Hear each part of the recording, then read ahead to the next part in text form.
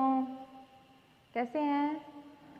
मैंने फ़ोटो डाली थी विशेषण की, लेकिन मैंने सोचा कि बहनों की समझ में नहीं आएगा, इसलिए मैं आज दोबारा बता देती हूँ, ठीक है ना। देखो, विशेषण जो शब्द संज्ञा या सर्वनाम शब्द की अर्थात संज्ञा के गुण, दोष, संख्या, परिमाण और विशेषताओं को बताता है उसे विशेषण कहते हैं। यानी संज्ञा और सर्वनाम शब्द की विशेषताओं को बताने वाले शब्दों को हम विशेषण कहते हैं। वाक्य में विशेषण के प्रयोग से शब्द का अर्थ सीमित, मर्यादित तथा निश्चित हो जाता है। जैसे ईमानदार बालक, इसमें बालक क्या है? संज्ञा है, और ईमानदार क्या है? उसकी विशेषता है। तो ईमानदार क्या हो गया? विशेषण। इसी प्रकार से सुंदर लड़की, लड़की संज्ञा है और सुंदर उसकी विशेषता है, तो सुंदर क्या है? विशेषण है। पीला सोना, मीठे आम आदि। अब विशेषण के साथ विशेष्य भी होता है, यानी जिस शब्द की हम विशेषता बताते हैं वह वास्तव में क्या होता है? विशेष्य कहलाता है। जैसे वाक्य में जिस संज्ञा या सर्वनाम शब्द की विशेषता बताई जाए उसे विशेष्य कहते हैं। जैसे उदाहरण देखेंगे हम, यह वीर पुरुष है, तो वीर पुरुष क्या है? संज्ञा है, और वीर क्या है? उसका विशेषण। तो ये संज्ञा क्या कहलाएगी? ये विशेष्य कहलाएगी। यानी पुरुष की विशेषता बता रहा है, तो पुरुष क्या है? विशेष्य है, और वीर क्या है? उसका विशेषण है। समझ में आया? यानी जिस शब्द की विशेषता बताई जाए वह विशेष्य होता है, और जो विशेषता बताई जाती है वह विशेषण कहलाता है। अब हम देखेंगे कि विशेषण 4 प्रकार के होते हैं। आपके कोर्स में 4 ही प्रकार हैं, ठीक है। गुणवाचक विशेषण, परिमाणवाचक विशेषण, संख्यावाचक विशेषण और सार्वनामिक विशेषण। गुणवाचक विशेषण में गुण बताए जाते हैं, परिमाण में माप, तोल, मात्रा इत्यादि बताई जाती है, संख्यावाचक विशेषण में संख्याएं बताई जाती हैं, और सार्वनामिक विशेषण में सर्वनाम जैसे यह, वह, वे इत्यादि की विशेषताएं बताई जाती हैं। तो गुणवाचक विशेषण, जिस विशेषण के द्वारा विशेष्य के गुण, दोष, भाव, रंग, आकार, स्थान, समय, अवस्था आदि का बोध किया जाता है उसे गुणवाचक विशेषण कहते हैं। विशेष्य मैंने बता दिया था कि जिस शब्द की हम विशेषता बताते हैं वह क्या कहलाता है? विशेष्य कहलाता है।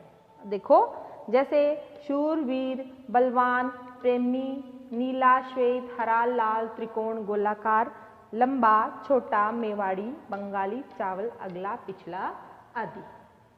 ठीक है। परिमाणवाचक विशेषण, परिमाण यानी कि मात्रा, तोल, माप आदि। जो विशेषण किसी वस्तु की मात्रा, तोल, माप आदि बताते हैं उसे परिमाणवाचक विशेषण कहते हैं। जैसे 2 सेर घी, मात्रा, माप, परिमाण, तोल बता रहा है ना। 2 सेर घी 10 मीटर, ये क्या है?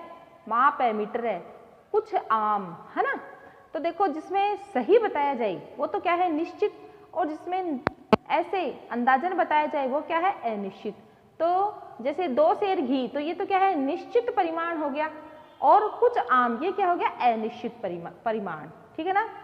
कुछ पता नहीं है ना कितने, इसलिए ये क्या है? अनिश्चित, और ये क्या है? निश्चित। ऐसे ही संख्यावाचक विशेषण, संख्याएं बताई जाती है। जो शब्द संज्ञा या सर्वनाम की संख्या का बोध कराते हैं उसे संख्यावाचक विशेषण कहते हैं। जैसे 5 विद्यार्थी, 10 लड़के, हजारों पुस्तकें, लाखों रुपए। ठीक है। तो परिमाणवाचक विशेषण की भांति ही संख्यावाचक विशेषण भी निश्चित और अनिश्चित 2 प्रकार का हो सकता है। जैसे 5 विद्यार्थी, 10 लड़के, हजारों पुस्तकें, लाखों रुपए, ये तो क्या है? निश्चित। और इसी को यदि हम ये कह दें, कुछ विद्यार्थी, कुछ लड़के, कुछ पुस्तकें, कुछ रुपए, तो ये क्या हो गया? अनिश्चित। ठीक है। फिर परिमाणवाचक, इसमें सार्वनामिक विशेषण, यानी जो विशेषण सर्वनाम से बनते हैं वे क्या है? सार्वनामिक विशेषण है। पुरुषवाचक सर्वनाम तथा निजवाचक सर्वनाम को, क्योंकि पुरुषवाचक सर्वनाम में क्या आते हैं? मैं, हम, तुम, वो इत्यादि आते हैं, और निजवाचक में क्या आएगा? मैं, आप, अपने आप आएगा। इसलिए इन दोनों को छोड़ना पड़ता है। इन दोनों के अतिरिक्त अन्य सर्वनाम जब किसी संज्ञा के पहले आते हैं तो सार्वनामिक विशेषण कहलाते हैं। जैसे यह, वह आदि, यानी वह नौकर नहीं आया, यह लड़का अच्छा है आदि। तो समझ में आया विशेषण क्या होते हैं। विशेषण जो शब्द संज्ञा या सर्वनाम की विशेषताओं को बताते हैं वे विशेषण कहलाते हैं।